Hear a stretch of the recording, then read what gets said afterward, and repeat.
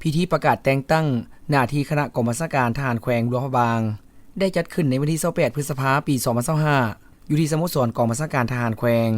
โดยการเป็นประธานร่วมของท่านคำขันจันทวีสุขกรรมการศูนย์กลางพรรคเจ้าแขวงประธานป้องกันชาติป้องกันความสงบแขวงหลวงพระบางและสหายพลตรีวงศ์สรอินปานพิมพ์รองรัฐมนตรีกระทรวงป้องกันประเทศหัวหน้ากรมใหญ่การเมืองกองทัพมีสหายพลจตวะศรีวิไสเพ่งสันติสุขหัวหน้าการเมืองกองบัญชาการทหารแขวงหลวงพระบางมีกรมที่เกี่ยวข้องการน้ำแขวง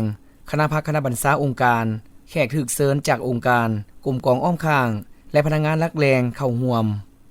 สหายพันโทอินพรไสยสิทธิ์รองหัวหน้ากรมพนักงานกรมใหญ่การเมืองกองทัพได้ผ่านดำรัสเลขที่268ของนายกรัฐมนตรีลงวันที่16พฤษภาคมปี2025ว่าด้วยการอนุมัติให้นายทหารอยู่กองบัญชาการทหารแขวงหลวงพระบางพักการเพื่อเกียรติรับบำนาญอิงตามกฎหมายนายทหารกองทัพประชาชนลาวว่าด้วยอายุเกษียณรับบำนาญของนายทหารในนี้ได้อนุมัติให้สหายพลจตวะวิเลียมวงศ์ทิสารหัวหน้าการทหารกองบัญชาการทหารแขวงหลวงพระบางพักการเพื่อรับเบี้ยบำนาญและในโอกาสเดียวกันนี้ยังได้ผ่านดำรัสเลขที่274ของนายกรัฐมนตรีลงวันที่16พฤษภาคมปี2025ว่าด้วยการแต่งตั้งสหายพันเอกทองลาไสยวงศ์ศักดิ์เป็นหัวหน้าการทหารกองบัญชาการทหารแขวงหลวงพระบางพร้อมทั้งผ่านข้อตกลงเลขที่3147ของกระทรวงป้องกันประเทศลงวันที่21พฤษภาคมปี2025ว่าด้วยการแต่งตั้งหน้าที่นายทหารอยู่กองบัญชาการทหารแขวงหลวงพระบาง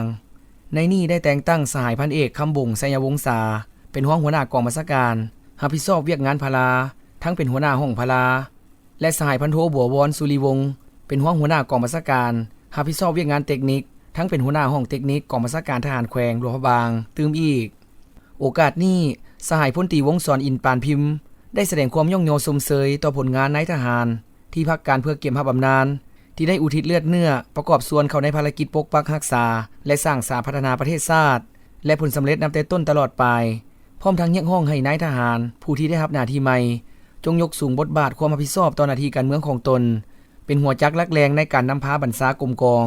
สืบต่อปฏิบัติ2หน้าที่ยุทธศาสตร์คือปกปักรักษาและสร้างสาพัฒนาประเทศชาติมีความสามัคคีภายในหมู่คณะปฏิบัติหลักการล้มศูนย์ประชาธิปไตย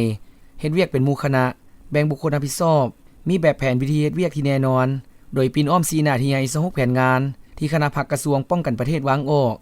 นำบรรษากรมกองให้นับมือมีความหนักแน่นเข้มแข็งกรมกองได้กลายเป็นกรมกองที่มีแบบแผนทันสมัยขึ้นเทื่อละก้าว